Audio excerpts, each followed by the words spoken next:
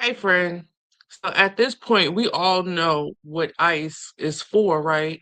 Not just the cool drinks. It's a government organization that is empowered to pretty much remove, by whatever means necessary, illegal immigrants, people who are not citizens of the United States. Okay. So a lot of our, how do I explain this?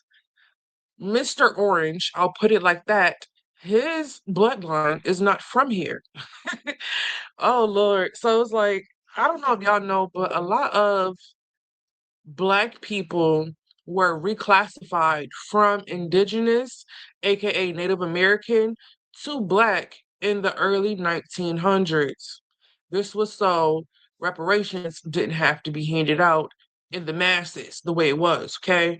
Slaves were not what's the word? They weren't old reparations, but the Native Americans were. So if we change a lot of people's backgrounds from Native American to Black, then we don't have to pay the Black people, right? Then they had a big census go around um to pretty much document who are the Native Americans in what areas. Then all of a sudden, those census burned. Oh wow. Wonder how that happened. Those census burned, and then they did something called a $5 dolls roll. And that was so people can apply. They pay the fee and they can apply and say, hey, I am Native American. And the government would either approve or deny. And guess who they approved? Palm colored folks, the people that weren't originally indigenous.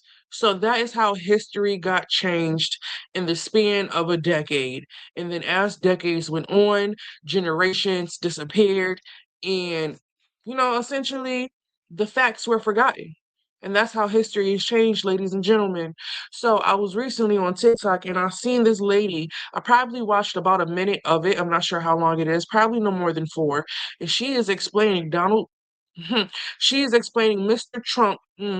She is explaining Orange's lineage, and it is interesting to me to see the cowardry. You heard. Let's get into it. We here for a short time, not a long time. I'm gonna restart the video. Donald Trump has spent years telling us who belongs in this country and who doesn't. So let's talk about his family, shall we? Trump's grandfather was born Friedrich Trump in 1869 in Bavaria. Germany had mandatory military service. Friedrich was required to serve. Instead, he chose to escape the country altogether. He was 16. He bought a one-way ticket, boarded a ship, and sailed to America without completing his military service, without officially registering his departure, without doing a single thing he was legally required to do before leaving. He just left, and this country welcomed him anyway. Eventually, he made his way to the Pacific Northwest. Then he followed the gold rush into Canada. During the Klondike Gold Rush, he moved to Yukon and made his fortune operating a restaurant and brothel for miners in Whitehorse. This is not an interpretation. A contemporary Yukon newspaper reported on it directly. The rooms had weighing scales in them, so miners could pay in gold dust for rendered services. The bulk of the cash flow came from the sale of liquor and sex, and that money got passed down. That is the foundation. That is his foundation. So when Friedrich had enough, he packed up his stuff and went back to Germany, got married, and tried to reclaim German citizenship and settle back home. Germany, however, said no. A local council letter from 1905 informed Friedrich that his citizenship would not be reinstated and that he had 8 weeks to leave the country or be deported. The official reason? He had illegally left Germany to avoid military service 20 years earlier and never bothered to officially unregister from his hometown. Germany deported him for being a draft dodger. Now, here's where history hands us something extraordinary. Friedrich Trump did not go quietly. This man wrote a letter to the Prince Regent of Bavaria, begging, and I mean begging, not to be sent away. He wrote, "We were confronted all at once, as if by lightning strike from fair skies, with news that the High State Royal Ministry has decided that we must leave our residence in the Kingdom of Bavaria. We were paralyzed with fright. Our happy family life was tarnished. My wife has been overcome by anxiety, and my lovely child has become sick. Why should we be deported? This is very, very hard for a family." And the prince rejected him. Friedrich left Germany on July 1st, 1905. His wife, 3 months pregnant with Donald Trump's father, Fred. That letter sat in a German archive for over 100 years. A historian found it in 2016. The Associated Press confirmed it. Harper's Magazine published a full translation. It's real, it exists. You can read it. Friedrich Trump, illegal immigrant, draft dodger, brothel operator, deportee, wrote a letter that said the deportation was cruel and unjust, and very, very hard for a family. His grandson has deported parents in front of their children, has signed orders removing people who had lived here for decades. He's called immigrants criminals. He's called them an infestation. The German historian who found the deportation document put it simply. Trump talks against illegal immigration, so I think he should remember his own family story from time to time. And here's the final thing that I need you to sit with. If the Prince of Bavaria had said yes, if they had let Friedrich stay, Donald Trump would not exist. Not here, anyway. He's here because a deportee begged for mercy and got on a ship.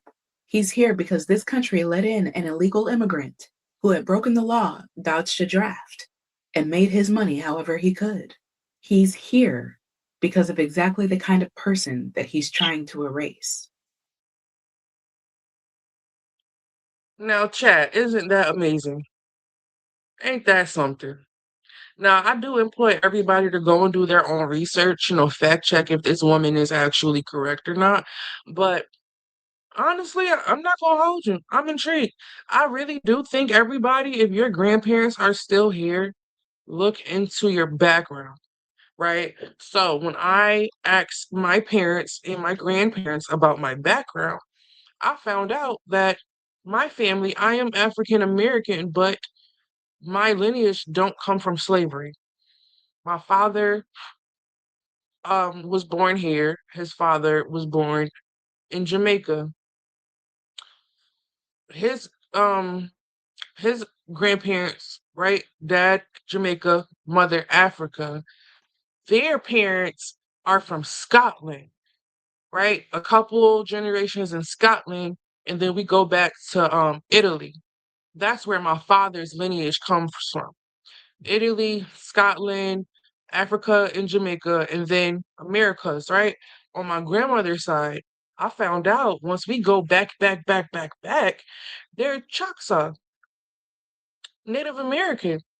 So I found that to be very interesting that if we go back lineages on my grandmother's side, they're all Native American until we get to about my grandmother's grandmother's grandmother. All of a sudden, it stops being Chickasaw and it starts being African American Black. Huh. Just overnight, huh? Interesting. So my lineage isn't from slavery. Listen, it is very important for everybody to know where you come from.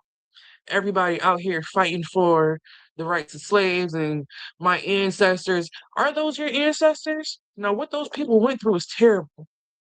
The torture, I'm not even gonna go into it. What they went through is terrible.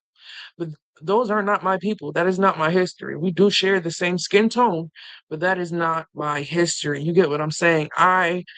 Just because the government said I'm black, that I just what?